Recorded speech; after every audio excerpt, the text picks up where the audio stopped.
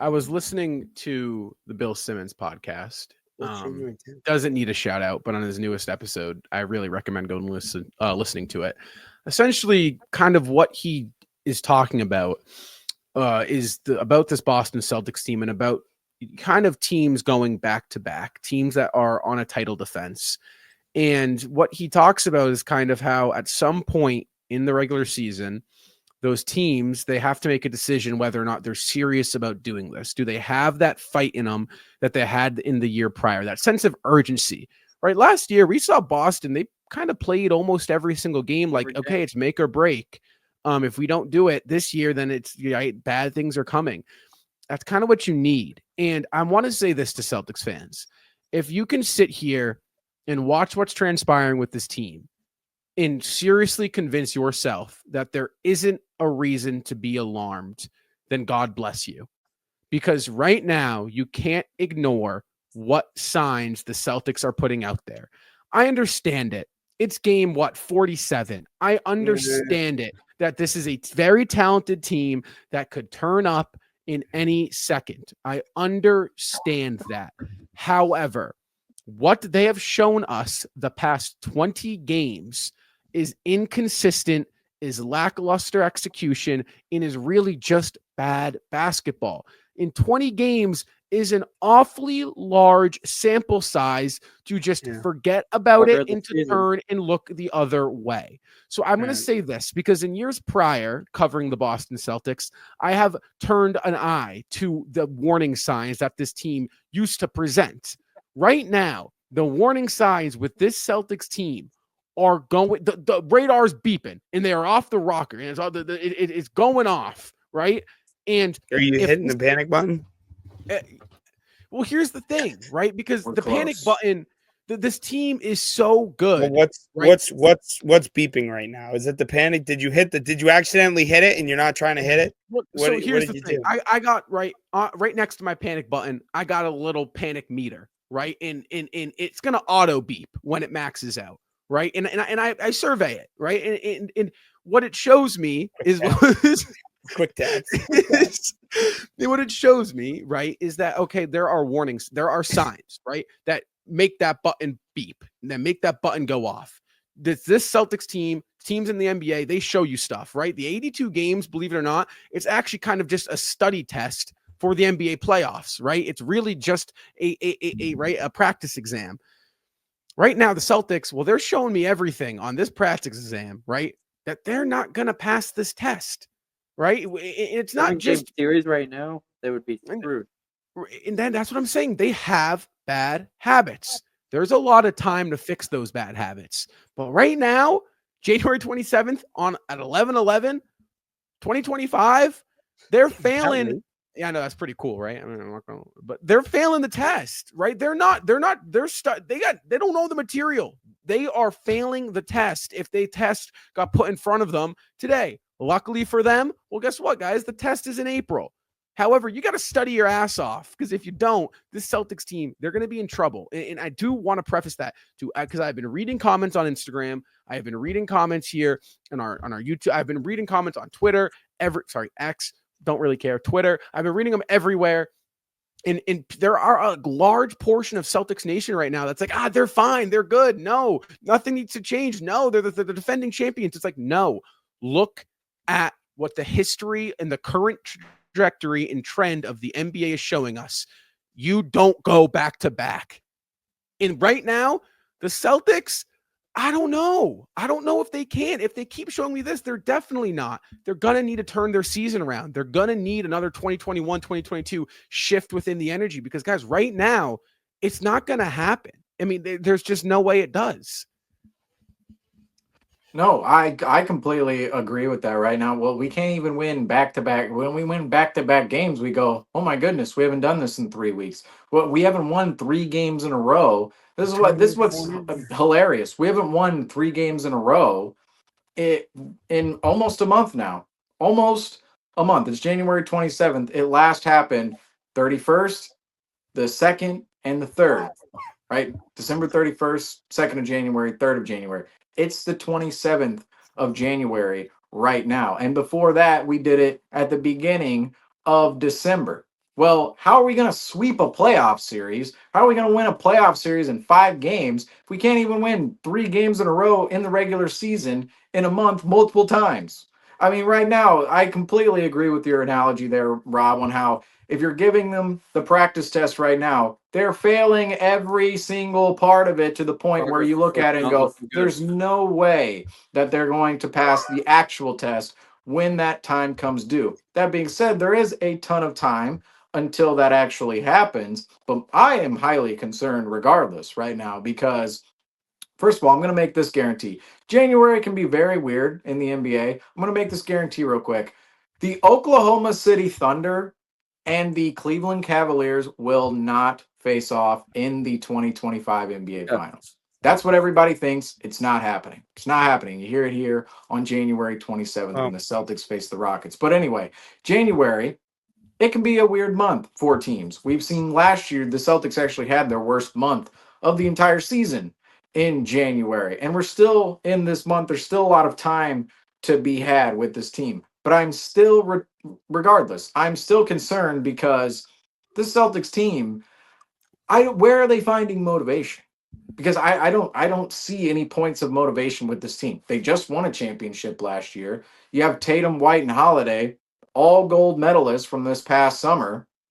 And you're seeing time and time again this team get smacked and lose close games to the point where you'd look at it and go, okay, we lost terribly to the Kings. Well, how did we come out against the Pelicans? Well, we nearly lost to the Pelicans. Oh, and then after that game, what happens? We barely won against the Pelicans off of a CJ McCollum layup that didn't go in at the end of the game that you egregiously allow if you're the Boston Celtics. Well, the next game we get blown out in Toronto. You come out, thankfully, the Celtics go and blow out the Orlando Magic. But then after that game, and we lose to the Atlanta Hawks because we can't execute correctly down the stretch. We score 15 points in the second quarter. Then we go out, face the Warriors, blowout win, 40-point win there. The next night against the Los Angeles Clippers, or rather 2 nights later, you play a terrible game. And that goes into overtime that the Celtics should have came out and went, this opponent for us tonight. This is the difference between the 23 and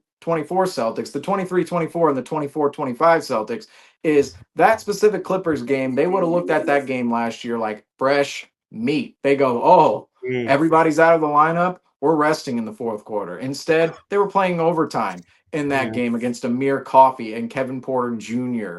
and Derek Jones Jr., who had a phenomenal night of 29 points, who's a role player.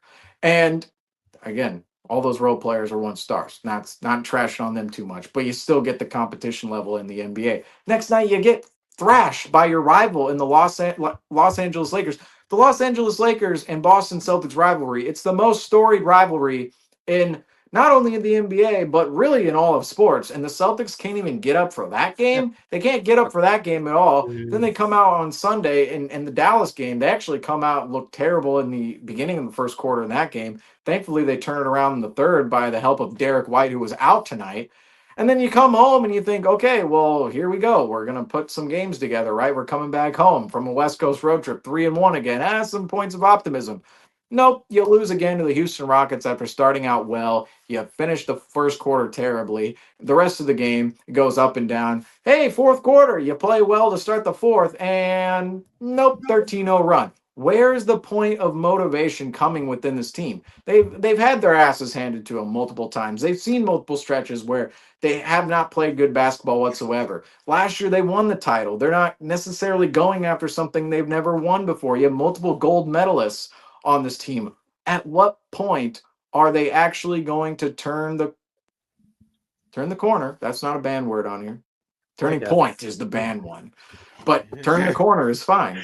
When are they going to turn the corner? When are they going to turn the corner and actually go on a run? Because that's what I'm concerned with most, is where is the motivation coming out of the Celtics to actually do that? I can see it from the Cavs. I can see it from the Thunder. I can see it from the Rockets clearly from what we saw tonight. I don't see it from the Boston Celtics right now. And to me, I'm not hitting the panic button because this team can still be very good. But I'm highly, highly concerned specifically with the motivation of the squad. And even I mentioned it a couple weeks ago when we were on that Kings post game, they played a lot of basketball the past couple of years as well. If there is a point later on in the playoffs where the little margins matter for the Boston Celtics, are they going to say, we are turning our game up to another level, and this is why we are the best team in the NBA? This is why we want to go back to back. Or are they going to look at it and go, ooh, it's been a long 2 seasons. It's just time to go home. That's the concerning part about the Boston Celtics. And we'll have to see and wait. We'll have to wait and see what happens later on in time. But at this moment in time, it's not looking good right now. It's not. Well, Nothing looks good.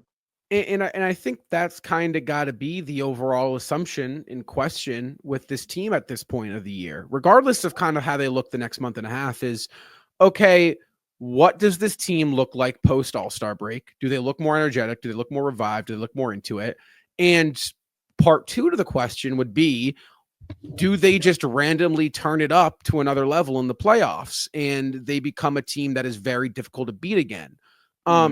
Unfortunately, we can't answer those questions right now because, one, we've never seen this team play together, kind of have an up and down year and just randomly turn it up on the playoffs. That didn't happen last year. They were dominant throughout, right? And then the second part that kind of makes it hard to answer this question, right, is that it's not All-Star break. And, you know, we've never seen this team go through a rough patch, and you just have to wait and see. And that's kind of where I'm at. Just wait and see. Because, well, I'm going to add this too.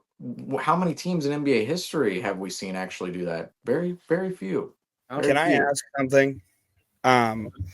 Okay, technically yes, but also, how long can we get away with saying it's a rough patch when it's been almost 2 months and over about 20 games? That's just I'm not eliminated. No, I'm just saying. No, I'm just saying. Like, is it rough season? Is is rough patch? Are we kind of stretching that term out a little? Not specifically us. Everybody's using it. But we could. But almost 20 games, almost 2 months. Are we stretching out that rough patch? A little bit. Oh, definitely. Definitely. This is more than a rough patch. This is becoming a rough season at this point. It is. And I'll say this. If we do win the championship, it's going to be more special this season because of how rough this point in time is. Because last year was a breeze. Right now, this is way more than a rough patch. We played more rough than we've played well this season so far. We really have. Patch. So I did some digging, and I've been on my research grind here. Kind of digging through at previous past NBA champion teams who have gone back to back.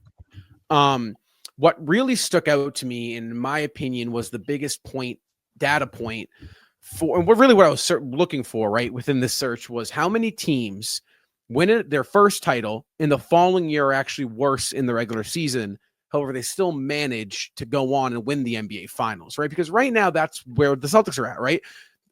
Dominant 64-win team last year, going to the NBA playoffs, and just run through the playoffs. Here we are, fast forward 5 months in the year, 4 months into the season, this new year, and they've been, nothing short of disappointing to their standards. What stuck out to me is the 2000-2001 Los Angeles Lakers. In 2000, the LA Lakers won 67 games, good enough for the 1 seed in the NBA, going on to win the NBA Finals. Guys, that following year, the Los Angeles Lakers won 56 games. 56-26 were the 2 seed out west. We know how dominant they were in that 2001 NBA playoffs. So that in my search, that is the data point that I'm going to kind of pin down. And if Boston, talent-wise, is as good and as historic as they're supposed to be in what last season showed us, then there is a good opportunity, a lot like that 2001 Lakers. They won 3 in a row, right? But that second in between, that little, and then that sandwich, they actually were worse the second time around through the regular season than they were the first time around. So in my eyes, it's still possible that the Celtics wake up. However, I didn't cover. I wasn't alive, first of all, and I didn't cover that Lakers team, so I don't know to the extent of what that Laker team looked like. I'm gonna have to do a little more research in terms of what they looked like. Were those 56 games won? What do those 26 losses look like? Because I want to compare them. But I do what you want with that data, but if you're looking for some hope, use that as some hope. I still have hope. Yeah, I still have a lot of hope. I do. But it's just, and Seamus, you and I were talking about it the other night. Franco might have been there. He just probably taping up his camera, but it's like we were just. It's yes, obviously we're annoyed and we're frustrated with this team, and concerned, but it's also so confusing. It's so hard to come on to this post game show nowadays because Rob, do you remember when you and I first started in that 2021 season with Kemba Walker? It's like every game we were talking about a whole different Celtics team. It was just total. Well, that's because we got hired Franco, but it's just every single day, every single game we were talking about something that we were talking about the game before or the game before. It was just ongoing and ongoing and ongoing, and that's the vibe I'm getting right now with this team. The last month and a half, almost 2 months, is 2021 Celtics. Just very 500-esque basketball. One game, they look really, really solid, blowing out a team. And then the next game, they just look like they haven't picked up the basketball. And yes, even in those losses, they have their good moments. But when it comes down to winning time, when it matters most, Celtics can't execute. Yes, the Celtics did come out and play with some fire in that fourth quarter. But did it matter in the final 3 minutes when they gave up a 13-0 run and lost this game? No, it didn't. The Celtics lost. So it is frustrating. It is concerning. But at the same time, I do think that word confusing certainly pours into all that. Absolutely.